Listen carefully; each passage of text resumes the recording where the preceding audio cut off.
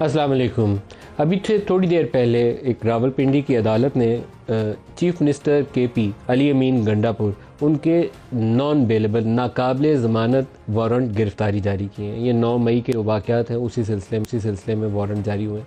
तो प्रोग्राम में इस पर अपडेट लेने की कोशिश करेंगे, क्योंकि एक सिटिंग चीफ मिनिस्टर या प्राइम मिनिस्टर के नॉन बेलेबल वारंट जारी करना बड़ी एक अनयूजुअल स्टेप होता है, और उस अदालत ने लिया है। तो अब उसका क्या फॉलो आउट हो सकता है, उसके क्या असरात मुरतब हो सकते हैं पाकिस्तानी सियासी मंजरनामे के ऊपर।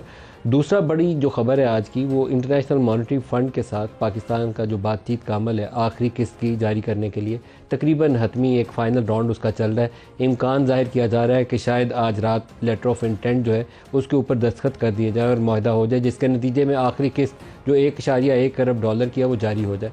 ये $1.1 अरब बज़ाते ख़ुद उतना बड़ा अहमियत का हामिल नहीं है जितना IMF से एग्रीमेंट होना इसलिए ज़रूरी है कि बाकी जितने ममालिक से या जितने अदारों से पाकिस्तान को कर्ज़ मिलता है, अगर IMF ऑन बोर्ड ना हो तो सारे अपना हाथ रोक लेते हैं।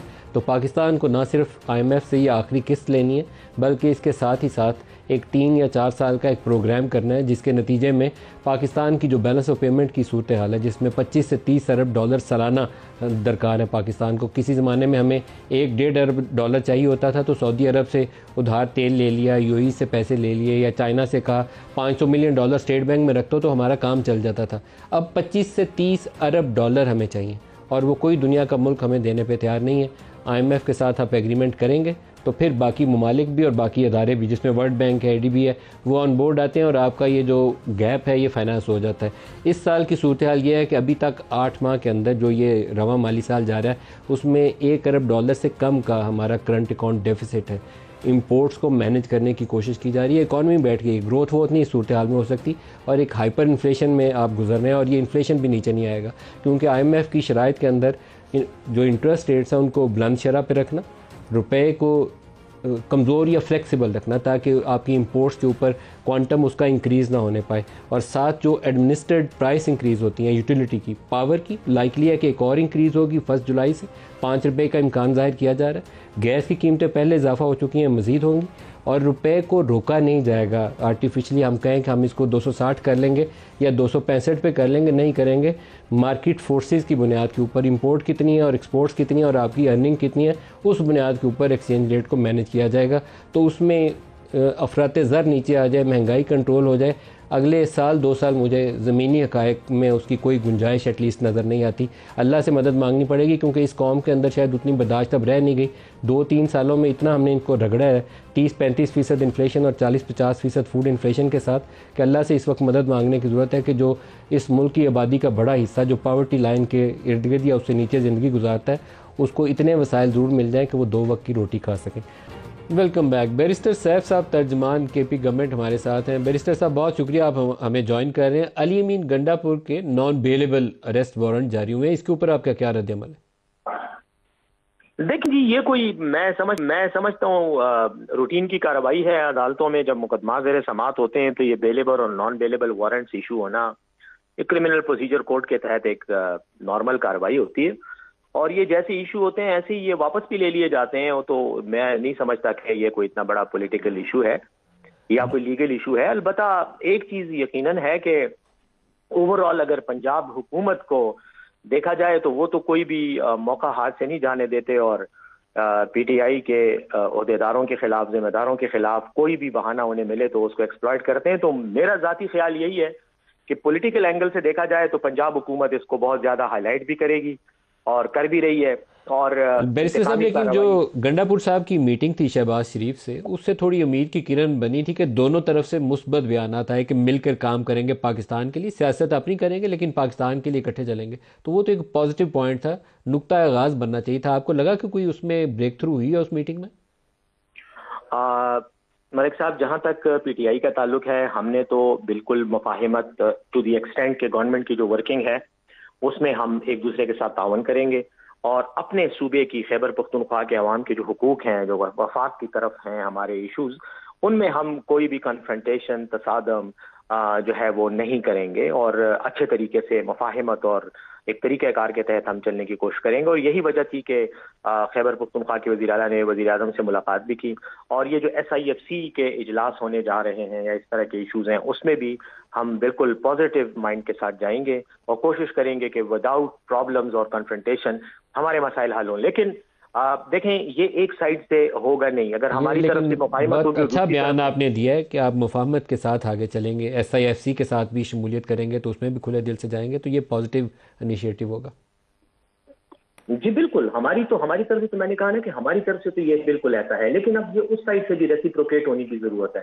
اگر دوسری سائڈ سے ہمیں چھیڑا جاتا ہے اور ہمیں ڈسٹرب رکھا جاتا ہے اور ہمارے خلاف کارروائیاں ہوتی ہیں جیسے کہ ہو رہی ہیں، آپ دیکھ رہے ہیں، اور خاص طور پر اب باقی تو چھوڑیں، صرف یہی دیکھ لیں کہ پنجاب کی جیلوں میں آج بھی ہماری کئی خواتین کئی ماہ سے نظر بند ہیں، ان کے خلاف کوئی مقدمے کی سماعت بھی نہیں ہو رہی، کوئی کیس نہیں چل رہا. اچھا، ایک آپ نے بیان دیا ہے، میں تھوڑی سی اس کی وضاحت چاہتا ہوں. آپ نے کہا کہ عمران کو KP گورنمنٹ کے حوالے کیا جائے اگر ان کو خطرہ ہے اڈیالہ جیل کے اندر. اس کی تھوڑی سی بیک گراؤنڈ بتائیں، یہ کیوں بیان دیا آپ نے؟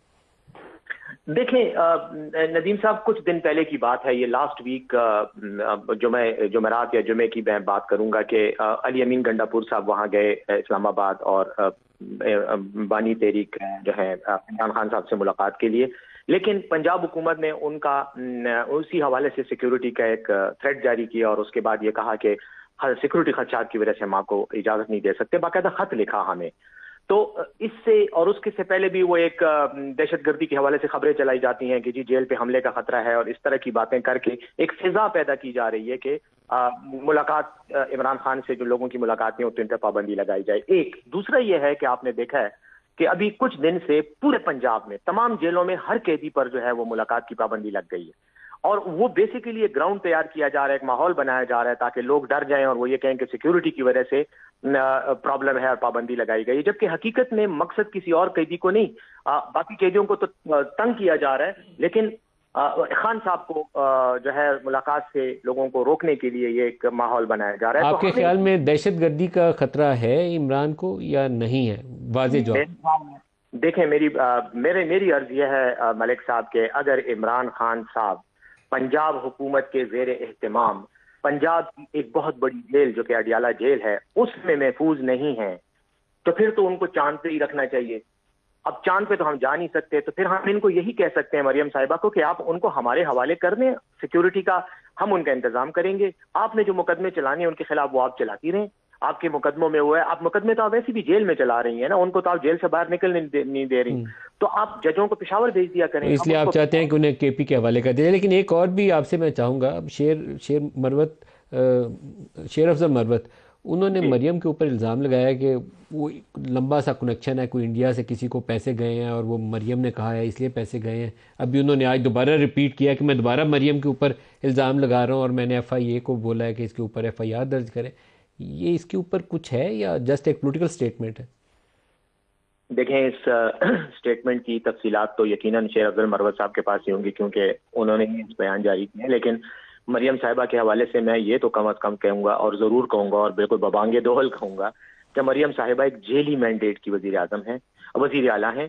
ان کو فارم 47 کے ذریعے جتوا کر ہارا ہوا حلقہ جتوا کر ان کو اسمبلی میں بھیجا گیا اور آج وہ وزیر اعظم ہیں. مینیپولیشن کے ذریعے بنی ہے، عوام کی مینڈیٹ سے اور عوام کی طاقت سے نہیں بنی، یہ میں ضرور کہوں گا. اور یہ جو خان صاحب کے ساتھ لنک بات ہے کہ یہ جو ایک فضا پیدا کر رہی یہ مریم نواز صاحبہ خود پیدا کر رہی. انہیں ڈر اور خوف ہے کہ خان صاحب سے اگر لوگوں کی ملاقاتیں ہو گئیں یا خدا نہ خواستہ ان کے پوائنٹ آف ویو سے نکل آئے جیل سے تو میرے پاپا کی اور میرے چاچو کی حکومت جو ہے وہ فارغ ہو جائے گی. تو ایک بریف آنسر لاسٹ آپ سے، یہ شیر افضل مروت صاحب نے ایک اور بیان بھی دیا، انہوں نے کہا 1000 ارب یا ہزاروں ارب کی انہوں نے بولا کرپشن ہوئی ہے 10 سالوں میں KP میں. محمود خان کا انہوں نے نام لیا، ایک ڈائریکٹ براہ راست ان کو الزام عائد کیا کہ وہ بہت پیسہ کما رہے ہیں. اس کے اوپر آپ نے تحقیقات شروع کی ہیں کہ وزیر اعلیٰ پرویز خٹک اور محمود خان کے دور میں کس نے کتنے پیسے کمائے؟ دیکھیں ہمیں تو تحقیقات سے زیادہ اس بات سے دلچسپی ہے کہ FIA نے جو اس سلسلے میں تحقیقات کرنے کی کوشش کی تھی وہ کہاں گئی. FIA نے بھی ان معاملات پہ تحقیقات کی، کچھ نہیں ہوا. پھر اور اداروں نے بھی کی، جس میں ہائی کورٹس نے ان کو اسٹے بھی دے دیا، سپریم کورٹ نے بھی وہ تحقیقات روک بھی دی اور کہا کہ اس میں کچھ بھی نہیں ہے۔ تو پہلے تو ان تحقیقات کو کیا جائے جو ہماری خلاف ہو رہی تھی، ان سے تو کچھ نہیں نکلا۔ اب شیر افضل صاحب نے اگر کہا ہے تو شیر افضل صاحب کی بات سے میں پھر کوئی کمنٹ نہیں کروں گا، لیکن اتنا ضرور کہوں گا کہ یہ تحقیقات بھی ہونی چاہیے کہ آج حسین اور حسن نواز آتے ساتھ ہی بری بھی ہو گئے، ان کو ضمانتیں بھی مل گئیں، جبکہ اربوں ڈالروں کی کرپشن جو ہے اس کے یہ ملزم ہیں، ثبوت لوگوں کے پاس ہیں، عدالتوں میں پڑے ہوئے ہیں، لیکن عدالتوں کو خیال نہیں آ رہا۔ درست۔ بیرسٹر سیف صاحب بہت شکریہ، آپ نے